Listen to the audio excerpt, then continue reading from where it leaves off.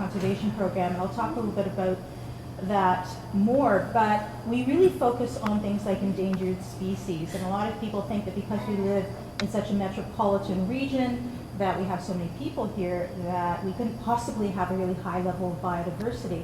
But we actually have a very large number of endangered species, and I'll show you some of the statistics for that in just a bit.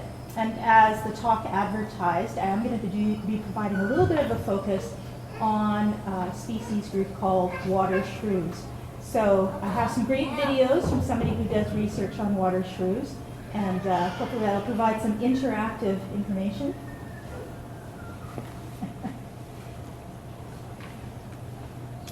So I'm going to talk about some of the issues, why we have endangered species in the first place in this region, and also take a look at some of the areas that will familiarize you with where the South Coast is. We're kind of in the center of it right now, but it actually includes a lot of different areas across the Lower Mainland of British Columbia. And we are going to focus on some of the endangered species themselves. So we're going to look specifically at a handful of species that the organization that I work with is focused on. And thanks very much to the Beatty Museum, we actually do have some specimens that we'll be able to look at after the talk.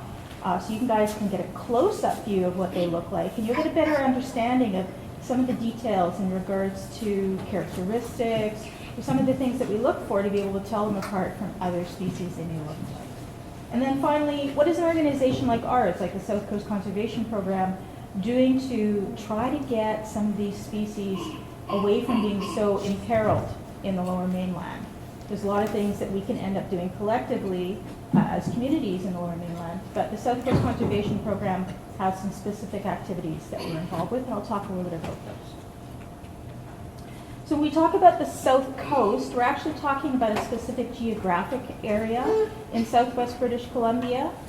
It's fairly large. I often refer to it as being from desolation to hope. So if you're familiar with the geography of the mainland part of southwest British Columbia, Desolation Sound, the Powell River Regional District, is sort of the northwest end of our region on the South Coast.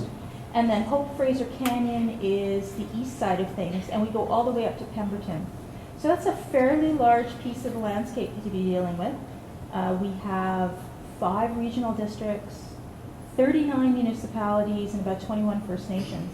So you can imagine if you're trying to work on conservation issues, a lot of different jurisdictions and a lot of different issues to deal with, which can make it very challenging, but for our organization, we work collectively across those boundaries, because we're focused on the endangered species themselves and try to get away from some of the issues that are cropping up in regards to politics.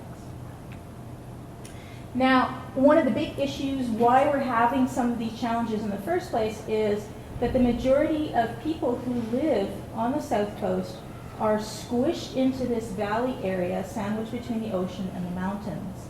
And if you've ever looked at a Google Earth image of your community or your neighborhood, you know that you have an idea where you fit on the map.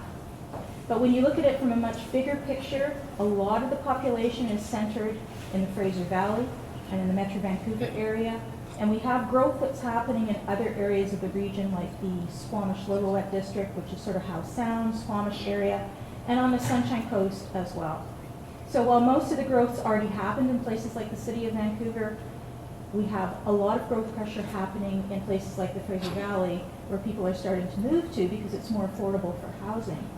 But a lot of those areas have what we call greenfield sites. So they're places where there's still a lot of biodiversity, there's still a lot of undeveloped green spaces, and that puts a lot of pressure on those areas.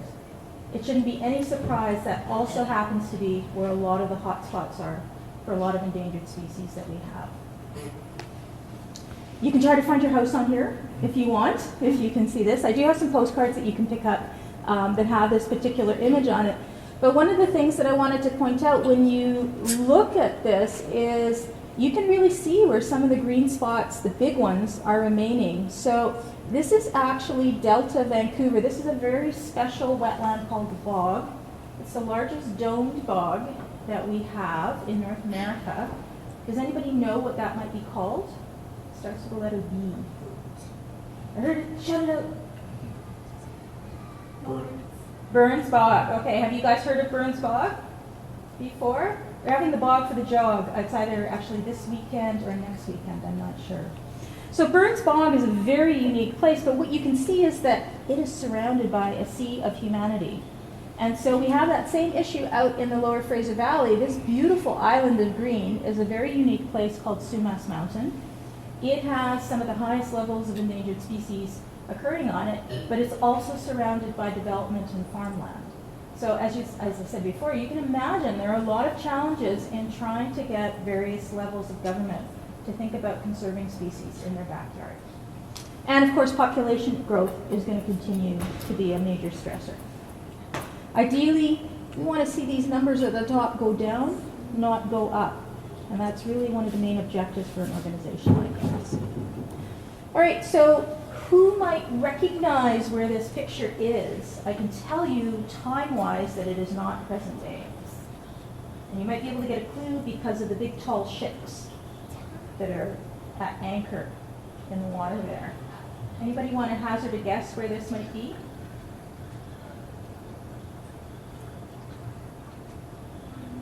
It's in the late 1700s. Very close. So this is Vancouver Harbor. And if we fast forward to present day, you'll probably recognize it a lot more. So there's been a lot of significant changes on the landscape, even in a place like Vancouver. And of course, most people are familiar with Stanley Park. You're also familiar with areas like we are here. Pacific Spirit Park is another major green space in this area that is pretty significant for its biodiversity values. But we also have pressure happening on the North Shore, and you can see that there's kind of this line that's drawn in the upper levels where development isn't occurring past, but there's a lot of people squished into these areas. But even a place like Vancouver has certain levels of biodiversity, and the city of Vancouver is presently working on a biodiversity strategy to try to improve those concepts with local citizens in this area. If you want to look at it from certain types of ecosystems, this is mapping that was done around wetlands in the Fraser Valley. Now, historically, there were huge, expansive, shallow wetlands that were part of the floodplain of the Fraser River. And mapping has been done to show how those have changed over time. So if you look at the teal-colored areas like this, that was extensive wetlands that were historically here in the 1800s. But if we fast forward to today, that's what's left. So we've statistically lost about 80 to 90% of most of the large wetlands just in the Fraser Valley. The majority of those have been converted into farmland because wetland soils also make fairly good farmland soils once they're drained. And I'm actually very saddened when I look at some of the archived imagery from places like Abbotsford that talk about draining huge expansive wetlands like Sumas Lake in the early 1900s with this notion that they are reclaiming it back for human use. And I often think that in our mind as a species, as human beings, we think about nature having taken something away from us, and we're actually reclaiming it back for our own uses. And that's kind of a very skewed way of looking at natural values. And hopefully we start thinking about nature as being a very valuable thing that we're part of, as opposed to something that we need to actually change into something that we want to use as human beings. And a little bit closer to home for me, I live in Coquitlam, and this is actually my neighborhood, the watershed that I live in, and we didn't really have a population boom until around the late 1950s and early 1960s. So this is actually an air photo image from the late 1940s. It still looks relatively good. There's a lot of forest cover. There's not a lot of roads. And you can see this big body of water here. That's actually a good indicator, so keep your eye on that body of water, because if we fast forward to today, you can see that this is very typical of the type of development that's happened in North America in the post-war periods, 50s, 60s, and into the 70s. And of course, the Lower Mainland is no different from other major urban centers across Canada and the United States. The big problem is that when you develop like this, you actually start to fragment things. And again, these are the types of threats that we're dealing with. This is why we have species that become endangered in the first place, because we're actually starting to whittle down their habitat to these tiny little parcels and islands that make it very difficult for them to persist, but it also makes it very difficult for them to be able to get around and find each other. And a lot of the species that we're dealing with, as we'll see, are not ones that are highly mobile. They have very small home ranges, they don't move around a lot, and they're not getting out there the way, say, a bird can travel from one space to another. But I'm very pleased to say we actually still have some very unique species in my community, and a lot of work is now underway to try to protect those, but it's always about raising awareness because the communities change over now very quickly. We have new residents coming in probably every 20 years or so. People don't stay in one place the way they used to, so that continuity, that thinking around conservation has to be renewed on a regular basis because of the way that the neighborhoods turn over. When we think about threats as a whole, we often think about the issue of climate change as being one of the most significant, if not the biggest threat to life on planet Earth right now. But there's a lot of issues in regards to which is worse, the loss of biodiversity, the loss of diversity of life on the planet, or climate change. And it's very important to note that they actually tie into one another. So when we think about biodiversity loss, that loss of diversity of life on the planet, the two biggest issues that we deal with are things like invasive species. So those are introduced plants and animals that we are moving around, either on purpose or by accident, that have significant impacts on the native plants and animals in the areas where they become established. And people often forget that even things like domestic pets, like house cats and other things like dogs, have significant impacts on local plants and animals. It's a very contentious issue when you start talking about people's pets because they're very near and dear to your heart, and you don't want to think about the fact that your cat may be actually taking a lot of wildlife out there, because you often don't see that. Right? They don't often bring home their little gifts to you all the time. And dogs have a huge impact in regards to providing a lot of stress, even in local municipal parks if they're off leash and getting into the bush and things like that. The other major thing that I talked about was this issue of fragmentation, or this concept of breaking apart the landscape because of human settlement. And roads are probably one of the greatest impacts that we as a species are putting upon our landscape. So roads break things apart. They also create very high zones of risk for a lot of wildlife because animals don't understand red lights. They don't understand intersection signs and things like that. They don't really have a concept about moving vehicles at high speed, that they're dangerous things to want to avoid.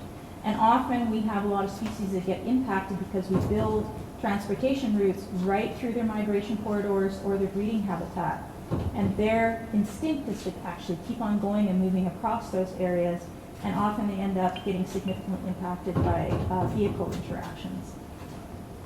In regards to climate change, it may not seem like a lot when we talk about temperature change in British Columbia and more specifically on the south coast. The projections are around 2 to 4 degrees temperature change by the end of this particular century. But if you're a species like salmon, 2 to 4 degrees is huge amount of temperature change to have to deal with. Salmon are a cold water species. They don't have a lot of tolerance for major temperature changes. And there are a lot of other species that we're just starting to realize are starting to be affected by the existing temperature changes that we're dealing with now. We've had a bit of a break in the weather in the last 24 hours, so today is very cool. So it's hard to think about the fact that this past week has been blistering hot because we forget about that very quickly as soon as the weather changes. But those temperature fluctuations, the fact that we've had these longer and drier summers that are happening, they all have impacts on species. And if those particular plants and animals are already stressed, if they're already in that red zone of becoming endangered, then these types of things actually have much higher impact on them because they're already in trouble in the first place. And they may not be as resilient or able to actually adapt to all of those changes that are being put upon them. So I promise you, I only have 2 slides with lots of text in them. But I often refer to this as the bloody list slide because when we talk about endangered species or species that are of conservation concern, we actually have a whole range of ways of classifying them. And it can get very confusing. The people that I work with often refer to these lists interchangeably, but it's really important to note that only a few of these ways of classifying endangered species afford them actual legal protection for conservation. Some of them tell us that these species are definitely in trouble. So at the provincial level, we talk about red and blue lists, and those are species that we really want to focus on for conservation. But that doesn't necessarily mean that they are getting particular levels of protection either through regulations or legislation. It's when we move into certain types of acts, and I'll show you the next slide, I'll give you a breakdown specifically for the South Coast. When we start getting into things like the Species at Risk Act, which is probably the main form of legislation that my organization deals with in regards to protecting endangered species, that's where we really want to focus right now. Because unfortunately, British Columbia is pretty much one of the only provinces in Canada that doesn't have standalone legislation to protect endangered species. We almost got there in 2004 with changes to certain provincial legislation that we already have, but unfortunately the government has never acted upon it, and I'll show you some of those stats on the next slide. The one thing that I do want to point out is that we have this special level called COSAWIC, which is the Committee on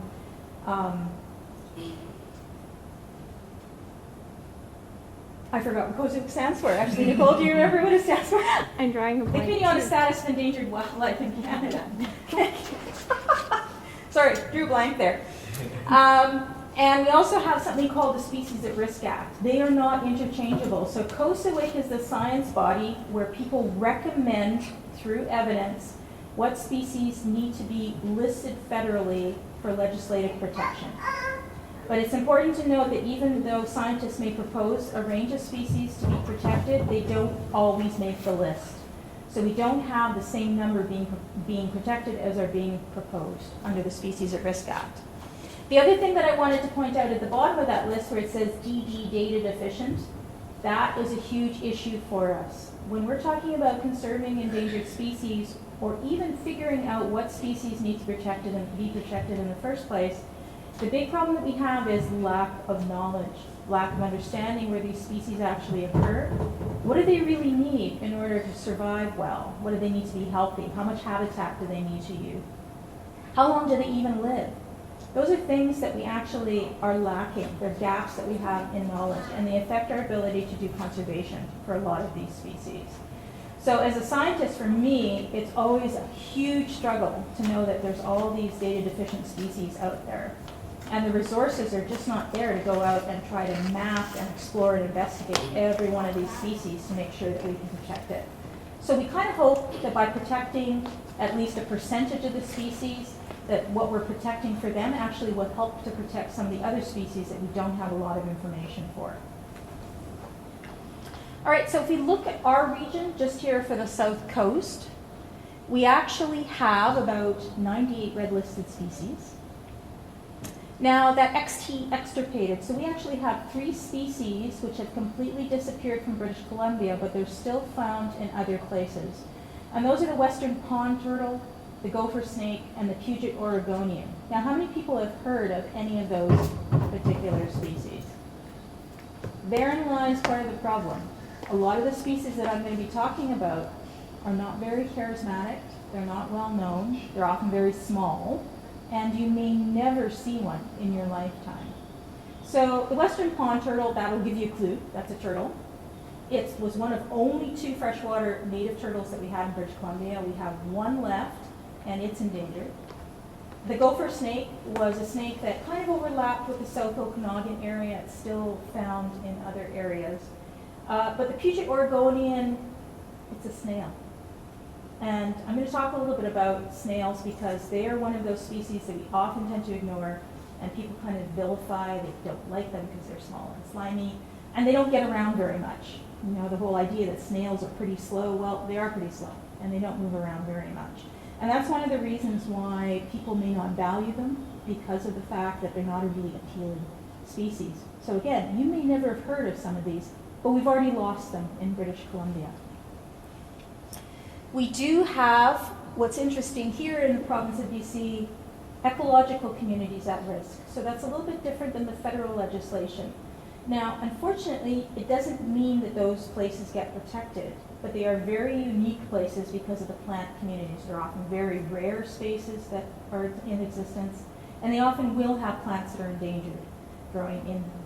So for us here on the South Coast, we're very interested in 3 specific ecological communities. Coastal sands, which are those wonderful sort of dune beaches, which we barely have any of them left. There's some remnants left in Ambleside and a little bit down at Jericho and Spanish Banks. But the majority of them that we have left actually in this region are on the Sunshine Coast and then up north in Savory Island, places like that. So we don't have a lot of beautiful white sand beaches left here anymore, but historically we actually had more than that. And of course, wetlands. It shouldn't be any surprise based on the slide that I showed you that wetlands are an endangered ecological community in the South Coast. And again, many of the wetlands that we're dealing with are very small. They've often disappeared and been paved over very quickly without ever having been identified. And the problem is they often have a lot of very rare plant associations in them that never properly get inventoried. So we are not even sure statistically what we've lost. It's easy to look at the big ones that have disappeared, but all those tiny ones under a hectare in size are little pocket wetlands that are, only there for about 6 months under the year. It's very difficult to actually have determined where they used to be. The last one, CEF, is coastal Douglas fir. And here on the South Coast, we're actually at the southern end of the range for the coastal Douglas fir ecological community. Douglas fir is the dominant species. It tends to be a much drier community. And what's interesting, if you think about that image back on climate change, about how we're going to be looking at warmer temperatures here, we're not quite sure what's going to be happening with our existing forest communities. We have what's called coastal western hemlock here, which is kind of that rainforesty type that we experience, because it's typically been very wet in our history here. But things are drying out, and we're not quite sure whether or not coastal Douglas fir is actually going to expand its range as our forests start to change in conditions because of lack of precipitation. Now, remember I said that Cosawick and Sarah are not necessarily the same things. So if you look halfway down that slide, we've got 69 species that are actually ranked by scientists as being considered threatened, endangered, and special concern just for this region. But the number of species that have actually been listed under the Species at Risk Act, especially the threatened and endangered ones, and those are the ones that get priority actions, there's only 59. And of that, we've only had action on 20 of them. So we're way behind. The Species at Risk Act is 10 years old as of this year, and we've had recovery strategies for 20 species. And the most recent recovery strategies that came out were actually in February of 2014. That was 4 recovery strategies that were posted, mainly because the federal government was taken to court for inaction on its recovery responsibilities. So we don't want to be in a situation where we have to use litigation or court action to get the government to act responsibly around the Species at Risk Act. And of course, resources are the huge things. Recovery strategies take a long time to actually work on. They're all about the science, what those species need. They give us the roadmap. It's the action plan when we start doing things on the ground to protect species at risk. That's when the clock starts ticking. And we haven't even reached a point where we have a number of action plans in place right now.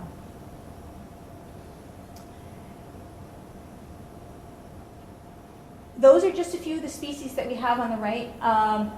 I've sort of ordered them based on endangered, threatened, and special concern. So the top one is one that we'll be focusing on in just a second, and that's the Pacific water shrew. The one in the middle, pretty cute looking little fishy there, that's a cultus pygmy sculpin. Has anybody been to Cultus Lake? No? All right, so the cultus pygmy sculpin is only found in Cultus Lake, and that's on the planet. That's the only place that's actually found is at Cultus Lake. And it was only discovered in this past century. People knew that there was this little fish there, but actually they didn't know that it wasn't found anywhere else on the planet. So that one is considered threatened, and there is a recovery strategy out for that, and they're already moving towards an action plan. But places like Cultus Lake are a high recreation zone, so that's a huge challenge, trying to protect one small fish in an area that is widely used for recreation across the Lower Mainland. And of course, there's a lot of development pressures there. We'll focus in on that lovely pair of birds down at the bottom there, and I have some specimens to show you after the talk. That one is of special concern, and we actually just have the subspecies here on the coast, and I'll show you some information for that in just a sec. And that last one up there. So at the top, I mentioned that we have 3 species that are extirpated. They are no longer found in British Columbia, but they're found elsewhere, either in another province or elsewhere in North America. that one at the top, does anybody recognize who that may be? You want to take a guess?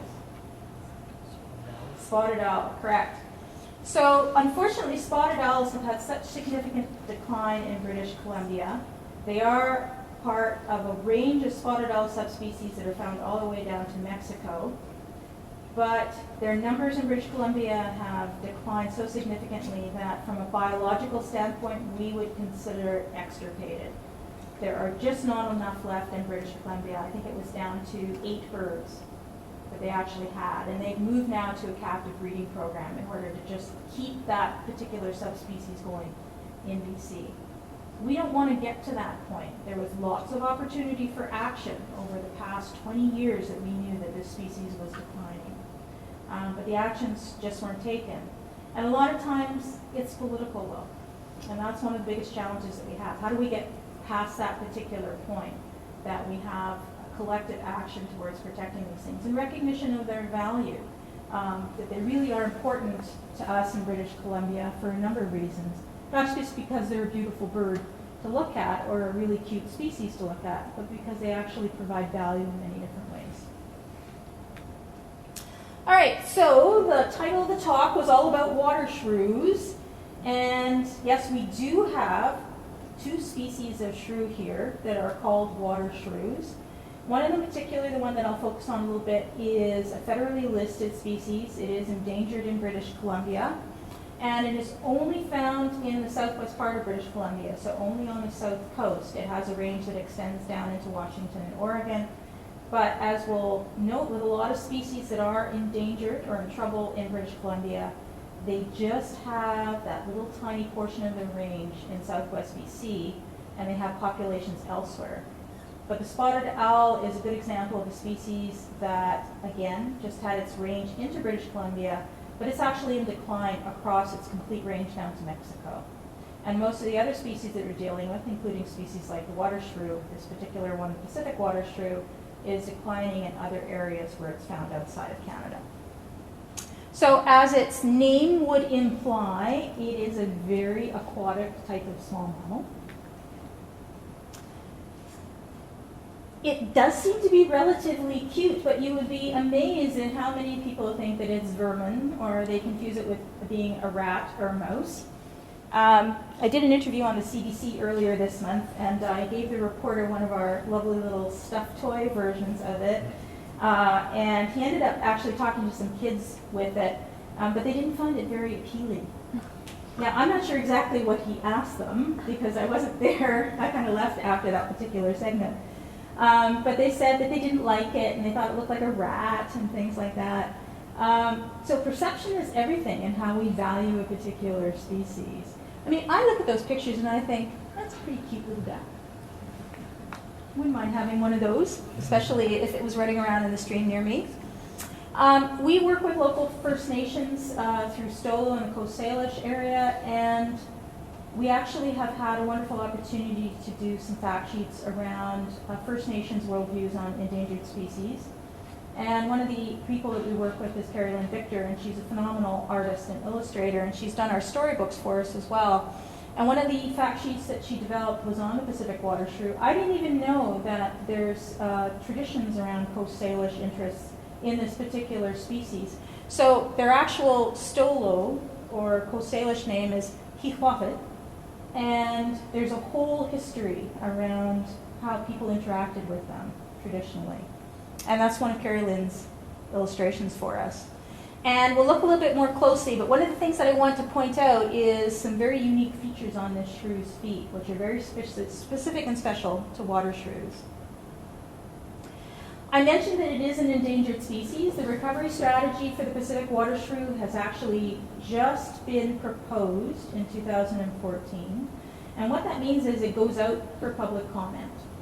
And there's a window of opportunity for individuals, industry, and other interested sectors to actually provide comment on the recovery strategy for that species. Now, because BC doesn't have its own standalone legislation, that doesn't mean that they don't have a responsibility. So there is an agreement with the federal government. The provincial government does actually start the recovery strategies for a number of species. So the recovery strategy for the Pacific water shrew was developed by the provincial government 2 years ago. It then was forwarded to the federal government, and it goes into that big machine in Ottawa, and it gets reviewed by scientists there. And so the final version of it that gets proposed is now out there for public comment. So that's when we actually get to see a little more detailed science around it. So this is actually what's called critical habitat mapping. And critical habitat is the area that is essential for that species to survive. Now, one of the things that you'll note is you've got lots of little blobs all over the place. That's only based on the information we know where this particular species occurs. So this is information for where they found Pacific water shrews. And I believe we've only got about 32 occurrence sites for it. But that doesn't mean it's not elsewhere. And so that's always the big problem with doing this sort of mapping is, again, that data deficiency issue. It's only based on our best available knowledge about where we've actually confirmed the species to occur. And the hope is that through recovery actions, we can actually get more information where people might have cited it.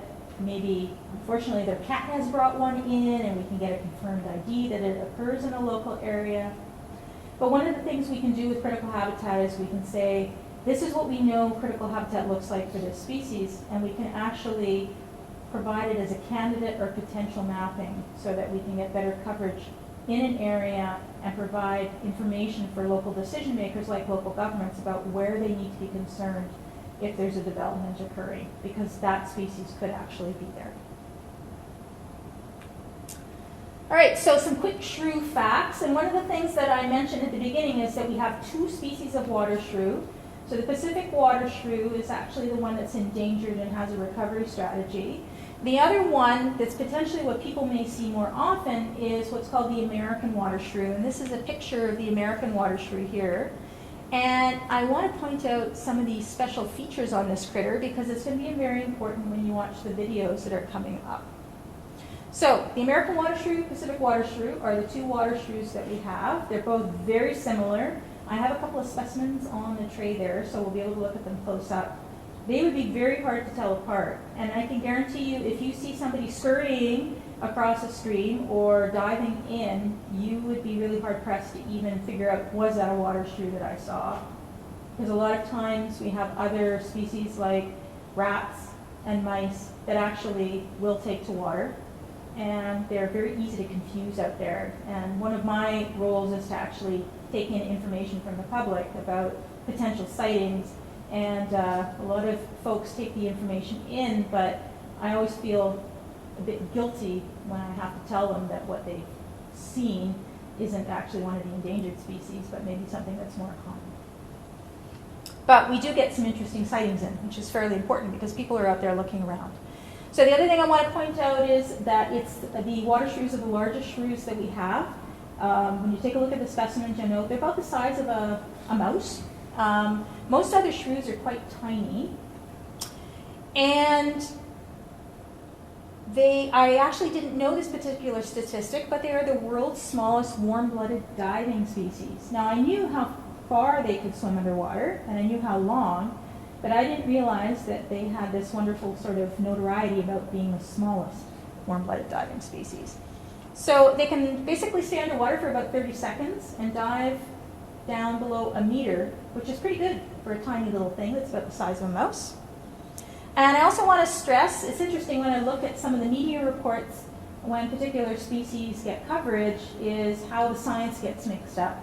So this past month there was a report in 24 Hours, which is the usual magazine that you get when you're riding SkyTrain or on public transit. And the first thing that they listed was that the Pacific water shrew was a rodent.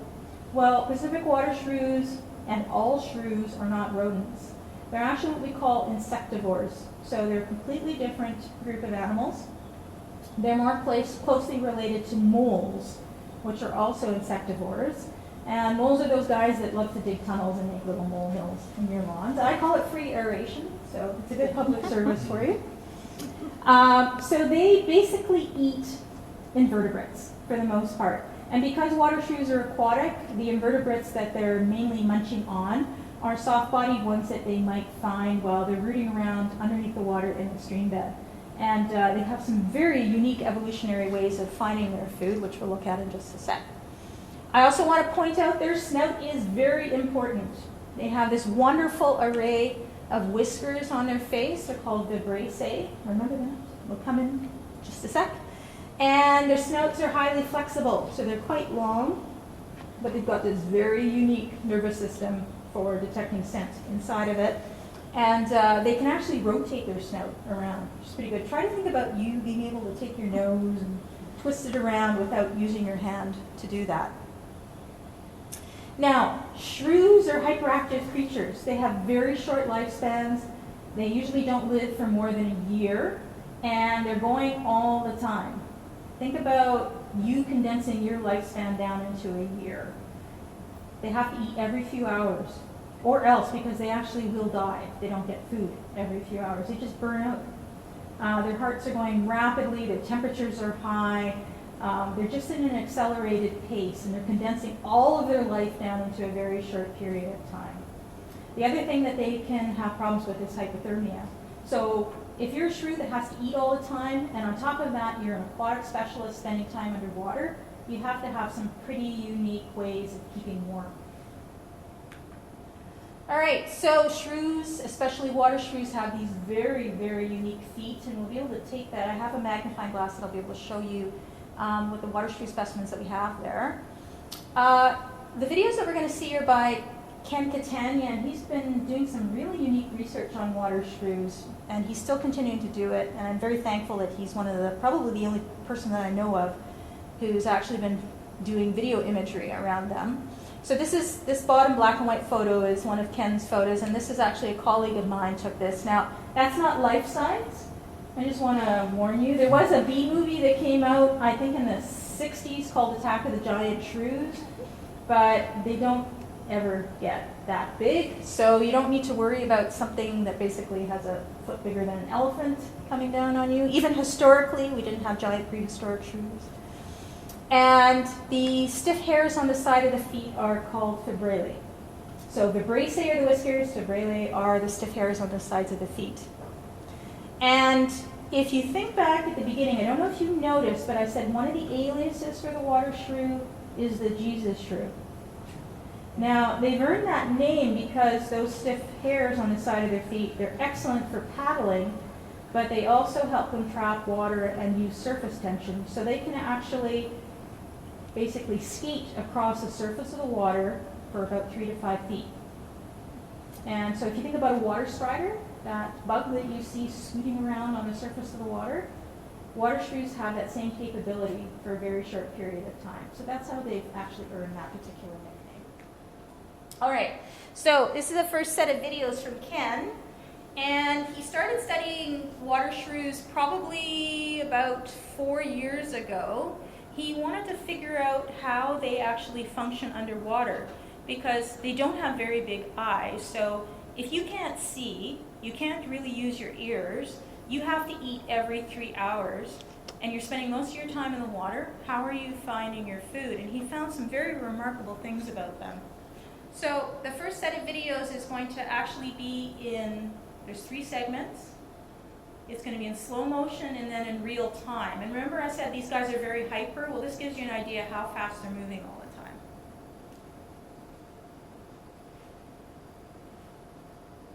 And don't feel too bad for the guppy. It died in the name of research.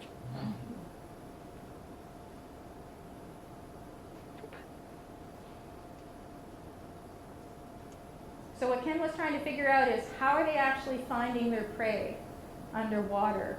And that's why I said things like those vibrissae, they become very important, and that's one of the things that Ken found out.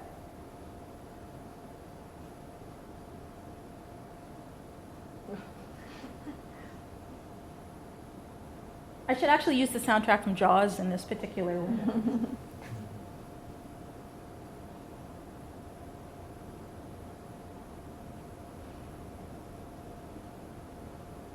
And again, those hind feet are going, right? They're using those wonderful little fringe hair paddles. All right, so you have to get your food and you have to get it quickly because you have to eat all the time. The other thing that I wanted to point out, remember I was saying these animals spend a lot of time underwater, but they have to stay warm because they can suffer from hypothermia very easily, is The bottom part of the coat's very shiny. You can see that it's very reflective. So they're trapping air underneath their coat, and that actually works as an insulating layer to keep them warm. It also helps with buoyancy a bit. Do you have a question? I saw it looked like a shrew, but I saw in a video once that there was a type where they would like blow out like air. That's the next one. Did it look like that?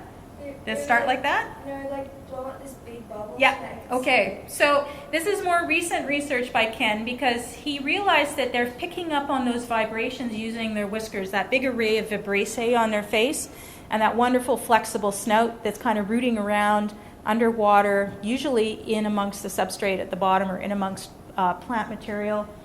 But he also started to notice, and if we were able to slow down that previous video even more, it's when after I saw this one that I started looking at the older one. I actually picked up on the fact that the shrew was using smell. And that's the other thing that Ken found, is that water shrews actually have this very unique capability to smell underwater. It does look a bit gross. That's the only thing that I'm going to mention. So he tried different enticements. This is wax. Is that what you saw? Something like that? Yeah, I was like that. It blew out a bubble to be able to see it. So what the animal's actually doing is, and you can see, look at that wonderful snout. It's kind of like moving around. It's very soft. I wouldn't try doing this at home. You're probably just going to end up choking if you try to do this. It's actually sending a bubble of air out through each nostril. And then this is happening in a split second. You can barely see it. And you can also see the teeth in this shot as well. And then it's actually pulling those two bubbles back in to all of this array of olfactory nerves inside of its inside of its snout. So it's actually smelling its food underwater by doing that. And that's one of the reasons why he figured, well, if it was just touch, then they would just bite into everything. So he had a whole bunch of different things there. If you notice, he had wax, he had silicone, even had a husk from an insect. But it was the fish that the shrew went after, because the shrew could actually tell that this was going to be something that I wanted to eat, not just by touch, but also by picking up on the scent of that particular prey item. So this is all recent research, and this is phenomenal to know that this one small animal has all these wonderful adaptive features to living and working sort of underneath the water. And of course, they do have to eat all the time, so it's very important to have these particular features to find their food. All right, so we actually have a huge array of other endangered species on the south coast, and I want to give them a little bit of credit as well. Some of them are going to be a lot more recognizable than, say, the Pacific water shrew. And some of them, as I mentioned before, are not going to be the most charismatic species, but it's important to be aware of them because they actually do play some vital roles in our ecosystems. Some of them are fairly cute. That wonderful little creature in the middle here is one of the ones that we've just written about in our recent newsletter. It's not a guinea pig. It's actually called a mountain beaver. It's the most primitive rodent that we actually have on the planet. It's not a beaver at all. It lives in higher elevation forests. It has to live near water. Its kidneys are incredibly primitive, and they can't actually concentrate urine. So the animal has to urinate constantly in order to get rid of toxins in its body, but then it has to drink all the time. It can become severely dehydrated in a very short period of time. So it eats very succulent vegetation, and it lives near small streams and seeps. It lives near the type of habitat that we often lose due to development because these are tiny little headwater streams or swamps or spring-fed systems that are often not recognized as being areas that we would consider, say, fish-bearing. But they're very important to a species like mountain beaver. We also have an endangered oyster that's off of our coast here. It's actually the one native oyster that we have, which is the Olympic oyster. Most of the other oysters that you end up eating are actually ones that are introduced from Asia. So we have one native one that was actually over-harvested in the last century, so much that it almost disappeared, and they're now looking at trying to recover it. Apparently, I've never had it, but apparently it tastes much better than some of the introduced farm oysters that we have. And we have some beautiful plants and fishes, and of course this iconic species, which we'll take a look at in just a sec. All right, so snails, like why should we care about snails? Well, snails and slugs are one of the major ways of decomposing material in our environment. They actually provide a really significant service. They break down materials in the forest or in vegetative areas, and they provide that service for free. We actually do have an endangered snail on the south coast. It has a great affinity for a plant called stinging nettle. And does anybody experience stinging nettle here? All right, so if you've experienced stinging nettle, you will not forget the experience. I get badly blistered, so you can imagine being scientists trying to actually look for this particular snail and having to put on a whole Kevlar suit not to get too badly blistered up. So that's this guy up here, and it's called the Oregon forest snail. And again, like many of the species that we have here, it's just at its northern end of its range in southwest BC. So it's found south of the border in Oregon and Washington. The other one that is up here, this beautiful reddish guy, is called the Pacific sideband. It is not protected in British Columbia. The big problem is that, like the Oregon forest snail, we don't know a lot about its distribution. And there's this notion that people see a lot of them in certain areas and think, well, we just have a lot of them, so it doesn't need any conservation attention put on it. But the problem is that where people are seeing it are intact forest areas that are relatively undisturbed. Same way with the Oregon forest snail. So where those particular types of forests have disappeared, we don't have these species anymore. And that's part of the perception issue, is when people see a lot of something in one place, they think there's a lot of it everywhere.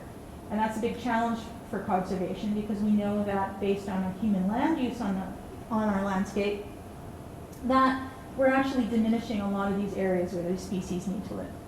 They are our two largest land snails. We call them terrestrial gastropods, and they're what are called pulmonate snails. So they're air breathers. They have a lung inside their body, as opposed to, say, pond snails or the types of snails that you would put in your aquarium, which still require a gill to actually take in oxygen.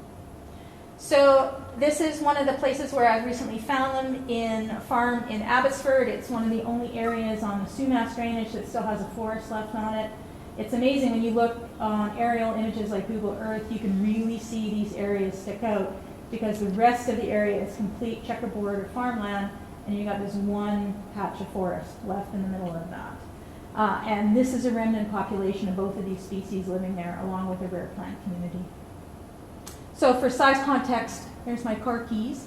There is anecdotal stories that First Nations used to collect these as a protein source for food. And that may be one of the reasons why we found them in very odd areas, like up Vancouver Island, because they may have been getting moved around as part of trade for protein sources.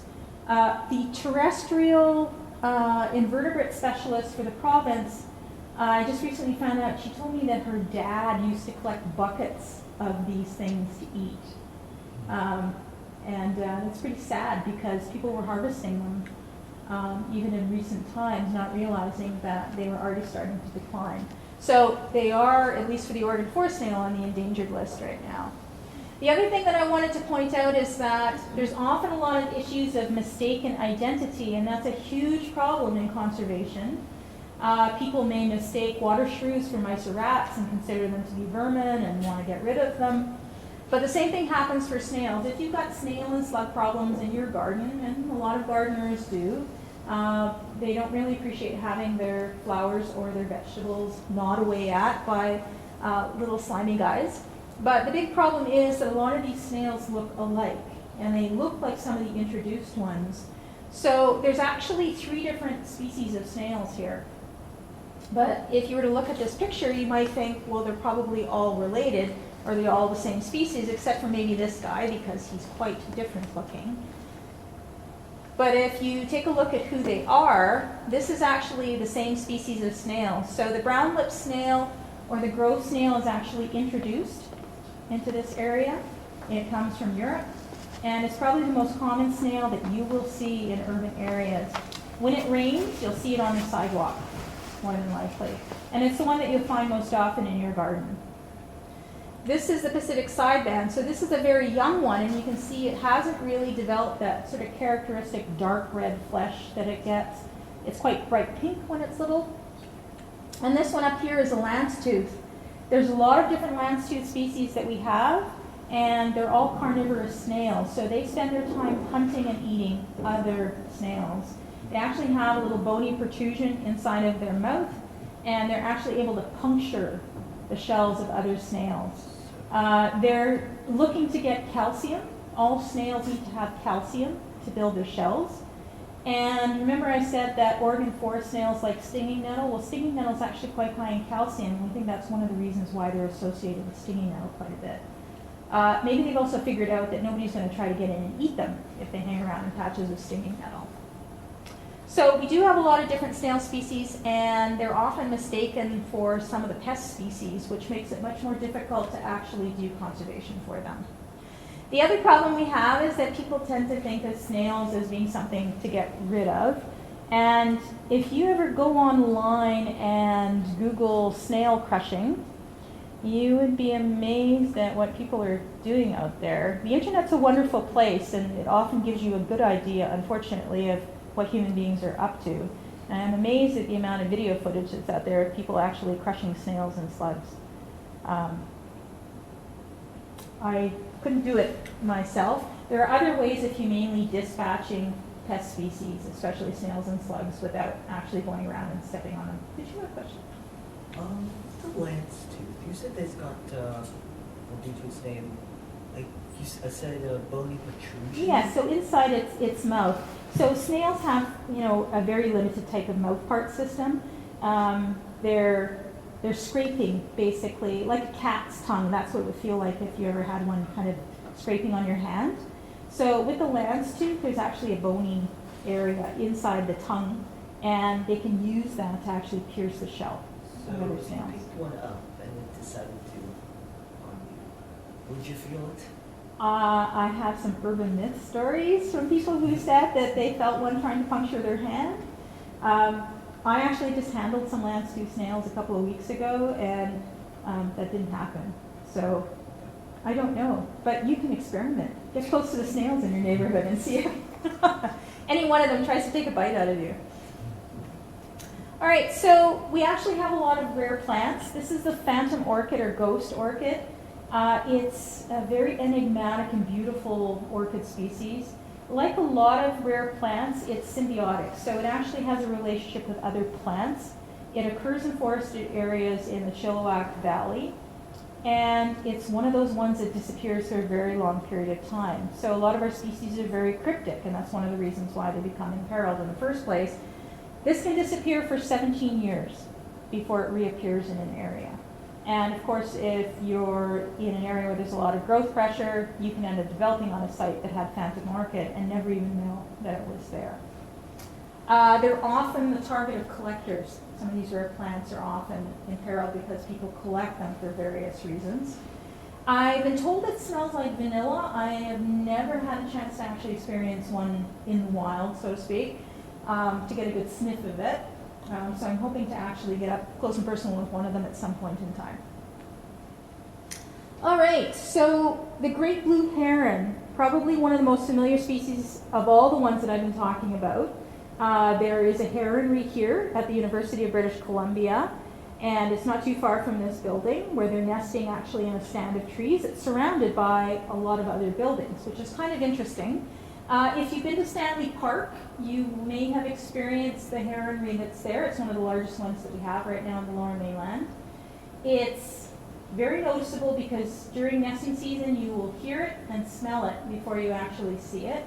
Herons have very messy poop, and they eat a lot of different things like fishes, depending on where their nesting areas are. So the poop can be pretty smelly, and you can imagine a huge heronry with lots of chicks being fed. There's lots of droppings on the ground, and it has a very interesting aroma in that particular area. Has anybody been to the heronry at Stanley Park? Okay, so it's near the tennis courts, near the park board office. Now, over time, herons do move their heronries around, often due to interactions from other species like bald eagles that prey on them.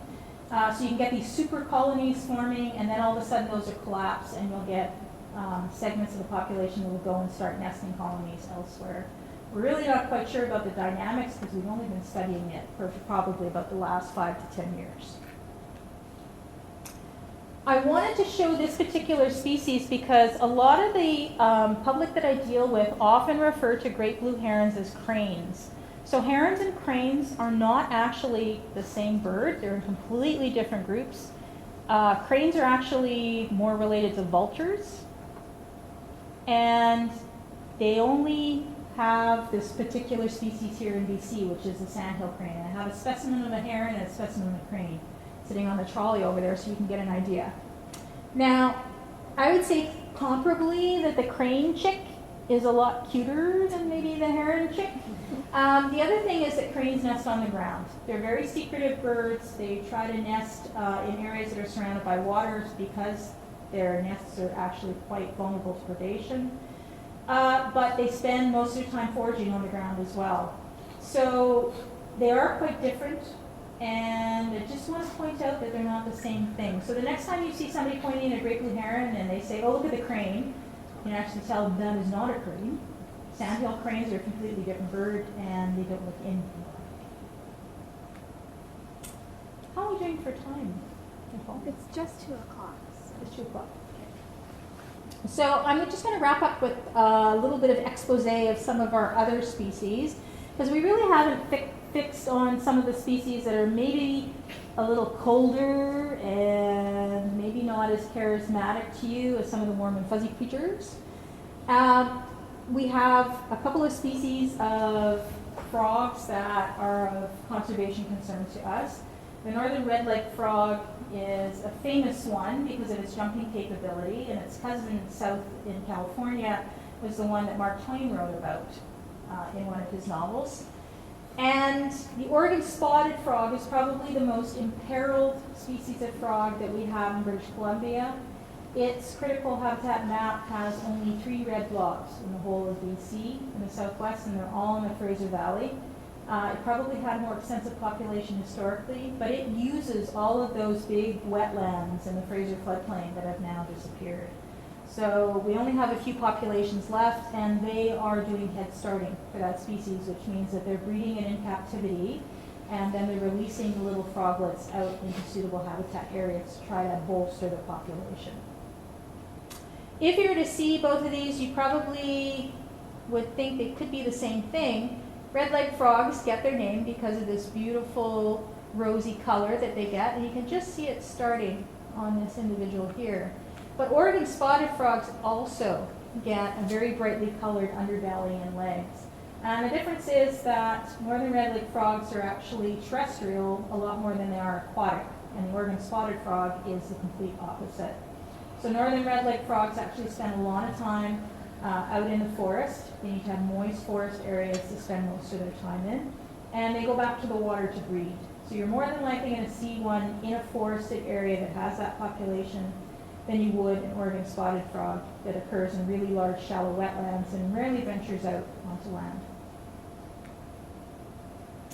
Some of the other critters that you might be a little bit more familiar with are ones like the western toad. That's a special concern species for us. Again, we have a lot more extensive populations. One of the things that I end up doing is looking at historical accounts for a lot of different species. And places like the Beatty Museum are very important because they have a lot of records as to where things have actually occurred in the past.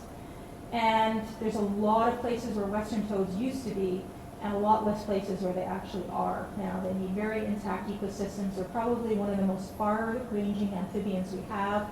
Adult western toads can move about 7 kilometers, which is a huge distance for an amphibian to be moving. And you can imagine, remember I talked about roads and their impacts.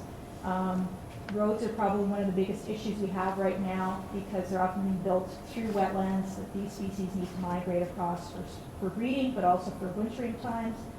And every year on Ryder Lake, we actually have a toad rescue going on because they haven't been able to figure out how to get tunnels in underneath the road to allow the toadlets to move back and forth. So So people are going out day and night and collecting little baby toads by hand to try to move them safely across the road. This little guy up here, this is the Pacific-tailed frog, and the males are the ones with the little tails. Now, they only live pretty much in fast-flowing stream areas, so they're a little bit different than some of our other amphibian species because they're not in sort of still water environments. And they have very unique tadpoles that take about 4 years to change into frogs. The tadpoles have a suction cup type of mouth. Because they're in fast-flowing water, they've got to hold on to the rocks during the time that they're growing up. And they graze off of those rocks and get algae. And the adults do move onto the land, but again, they're a very unique type of frog. They have to remain in moist areas all the time.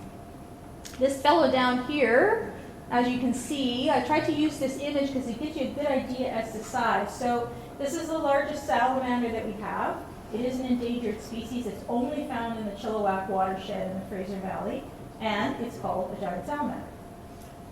There are salamanders in Asia that get to be about the size of a dog, but ours don't get quite so big. So about 20 centimeters, but big enough to swallow a mouse. So that's pretty big. I've been told they make a bit of a barking noise if they get annoyed, but again, I haven't had that corroborated. All right, so this fella's been in the news a little bit in the last week. This is the western painted turtle. So if you remember from the beginning, I talked about the fact that we had 2 native freshwater turtle species in BC, and one of them is extirpated. So the pond turtle is gone, but we still have the western painted turtle. The coastal population is endangered, and I'm hoping the recovery strategy is going to be coming out soon for that. We have all of these little sort of broken up populations all over the place. And unfortunately, we have situations where you've maybe got 1 or 2 turtles left in a particular lake or wetland, and they're both the same sex, and they're getting old, and it's kind of like the Lonesome George story of the tortoise.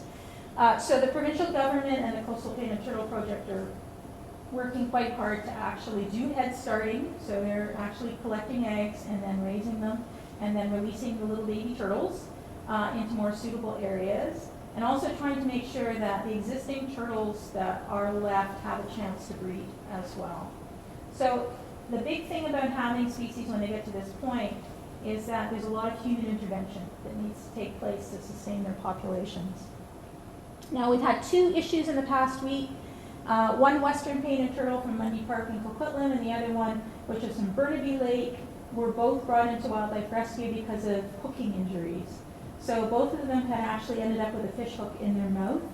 And I know from experience, I've seen turtles die from infections because they will go after a worm or a lure just the way a fish will in a water body where they're actually living in. And it's often something that fishermen don't think about, the fact that they're going to get an unintended target catch when they're out there fishing in an urban area. Again, very cute little babies. There's one of them basking under the sunlight. Turtles need to bask a lot. If you've ever had a pet reptile like a lizard, you need to actually have full spectrum UV lights for them. Turtles are a good example of an animal that needs to absorb and produce a lot of calcium. So they need their sunshine vitamin just like we do, and they spend a lot of time basking on logs. So those types of habitats are very important for them, areas to haul out and bask on, so that they can actually produce vitamin D and ensure that they're getting enough calcium to keep their shells healthy. And not to ignore the fishes. So we actually have 2 species of endangered fishes in the Fraser Valley. These have been very contentious critters because they occur in farmland pretty much. And it's been a bit of a battle working with farmers to try to get the streams that they live in adequately protected. And oftentimes there's a real big push to farm areas right up to the edge of the stream and not leave any streamside areas in natural vegetation because that's a loss to the farmer in regards to income if they're not farming land. So the one at the top is the Nooksack dace, and the one at the bottom is the Salish sucker. We've recently just discovered a population, or rather rediscovered a population we thought we'd lost in the Little Campbell watershed in Surrey. Both of these species are very unique. They're actually remnant fishes, and they're what we call species of the Chehalis refuge. So they actually were in these little refuge areas during the last glacial period where they managed to persist, and after the glaciers receded, then these populations were left behind. So they're kind of artifacts from pre-glacial times. All right, so all of this has kind of been moving in a particular direction about getting involved on the conservation side of things. So my organization, the South Coast Conservation Program, is trying to be very proactive and being very strategic about where we put our effort. We're not a regulatory body, so we can't force people to do things, but we can, as a group that works to improve the science and the practices around conservation and work with the public and improve education and awareness around endangered species, try to create resources and work with the decision makers to improve the things that we're doing on the landscape. Because ideally, we want to make sure that these species don't continue to get listed and that the ones that are on lists come off of lists. Like the whole objective, the end game is to work towards recovering a lot of these species, but also to make sure that the ones that are special concern, even the common ones that we take for granted, don't end up getting on a list in the first place or start declining even more.